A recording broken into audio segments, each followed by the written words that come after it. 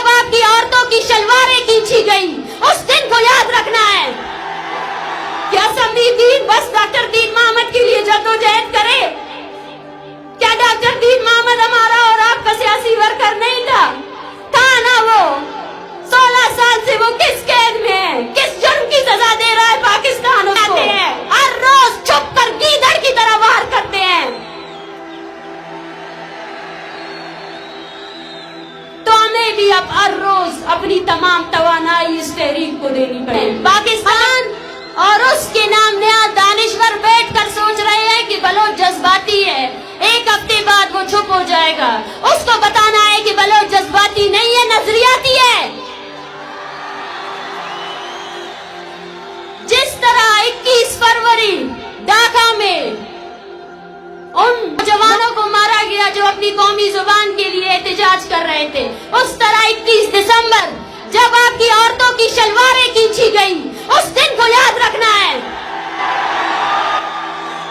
उस दिन को भूलना नहीं है। अपनी यादाश्तों में कुरच कुरच के उस दिन को याद रखना कि जब आपकी औरतों के हौसले इतने मजबूत थे, दुपट्टे तो निकाल दिए इन्होंने, फिर शलवारों पर हाथ लगाया इन बेगैरतों ने।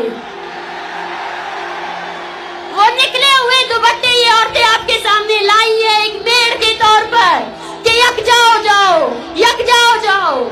इस कौम को देखो, ये बदबख्त वही कौम है जिसने बंगालियों की औरतों की किस्मत तरी की। ये हम पर रहम नहीं करेगी, ये कभी रहम नहीं कर सकती हम पर।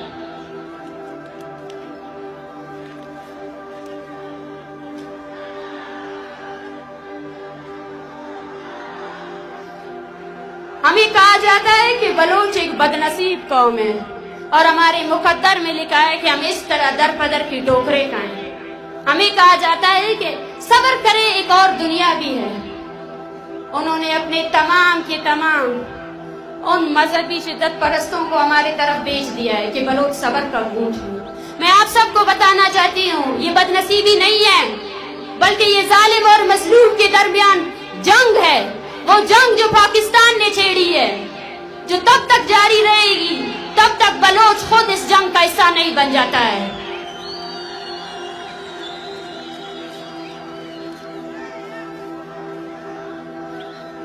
ये कोई रिवायती जलसागाह नहीं है, ना ही ये कोई रिवायती जलसा है, बल्कि ये तहरीक बलूचिस्तान भर की आवाज है। और जहाँ जहाँ बलोच आबाद है उन सब की आवाज है, उन सब के लिए हम आवाज उठाएंगे। बलूचिस्तान में जारी जिबरी गुमशुदगियों, झूठे फौजी ऑपरेशंस, बलूचिस्तान में कत्लो गारत और बलूचिस्तान के लोगों को दर बदर मुहाजिरीन की तरह जिंदगी गुजारने पर मजबूर करने वाली रियासत के खिलाफ है। ये तहरीक नौकंडी से लेकर परोम के बॉर्डर तक तमाम मजदूरों की तहरीक है। ये तहरीक जीवनी से लेकर कराची तक तमाम बलोच माहीगीरों की तहरीक है। ये तहरीक कोई सुलेमान से लेकर मकरान तक हर चरवाहे के लिए आवाज उठाएगी, सबके लिए आवाज उठाएंगे हम। पाकिस्तान के जालिम लश्कर ने अपने नापाक फौजियों को ट्रेनिंग दी हुई है कि कैसे रात गए बुज़दिलों की तरह बलोचों के घरों पर हमलावर हो जाओ। ये वही बुज़दिल है जिनकी पतलूने बंगालियों ने उतारी थी। जब अपने से ताकतवर फौज के सामने आते हैं तो पतलूने उतर जाती है,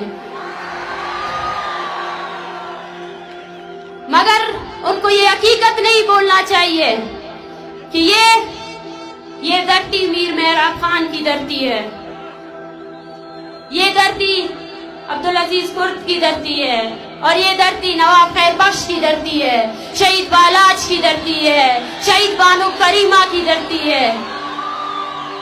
ये डराने से डरने वाले नहीं हैं, ये मारने से रुकने वाले नहीं हैं। आओ, वो लोग जो बोलते थे कि बलोचों की तादाद चंद में, आओ इस इनकलाब को देखो, इन लोगों को देखो इन्हें, आओ देखो, आंखें खोल कर इस अवामी ताकत को देखो जो तुम्हारी डॉलरों से भर कर तुमने हमारी कौम को पीछे करने की कोशिश की। यहाँ हर घर ने एक शहीद को कांधा फंदा दिया है। यहाँ हर घर ऐसा है, हर माँ के दिल में ये डर है कि कब ये फौजी आकर उसको पकड़ेंगे या उसके बेटे को पकड़ेंगे।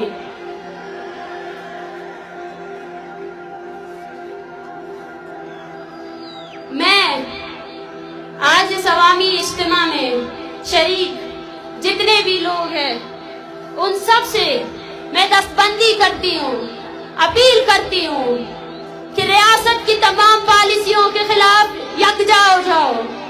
जाती जिंदगी को छोड़कर कौमी जिंदगी, कौमी शऊर के लिए अपनी जिंदगी को वक्फ कर दो। कौमी एहसासात के बगैर, कौमी शऊर के बगैर हमारी जिंदगी कोई मायने नहीं रखती है।